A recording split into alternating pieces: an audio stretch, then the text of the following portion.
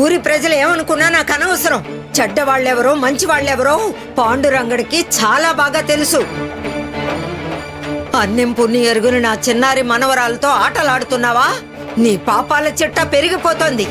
చిన్నపిల్ల మెడలో ముళ్ళదండ వేస్తావా? నేను వేశానా?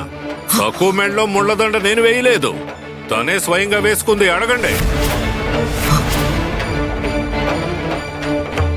అవును, ఎందుకంటే అయ్యగారు ఆ ముళ్ళదండని పాండురంగడి మెడలో వేద్దాం అనుకున్నారు.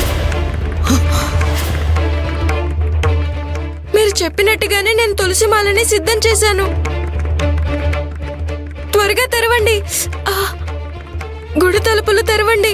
పాండురంగడికి తులసిమాలని వెయ్యనివ్వండి. చూసారా, నేను చెప్పింది సకుకి సరిగ్గా అర్థం కాలేదు. నేను అసలు గుడి తలుపులు తీస్తానని అనలేదు. ఏరా నరోబా, నేను తనకు అలా చెప్పానా? లేదయ్య గారు.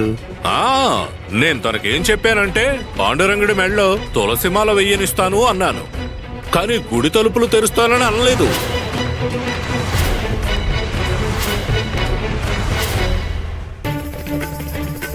చిన్న పిల్లని మోసం చేస్తున్నారు. తను మిమ్మల్ని గుడ్డిగా నమ్ముతోంది.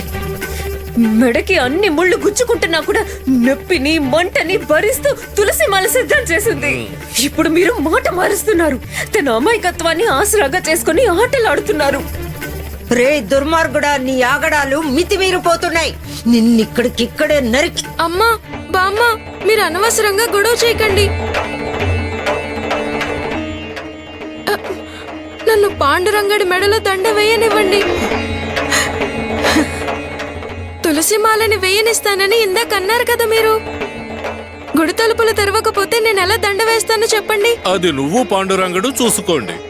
తలుపులు మూసున్నాయి. వీలైతే నువ్వు లోపలికి వెళ్ళు, లేదంటే ఆయన్ని బయటికి రమ్మను. చూపించు నీ భక్తి మహత్యాన్ని. ఊరికే గొప్పలు చెప్పుకుంటే సరిపోదు, నా పాండురంగడు నా పాండురంగడు అని.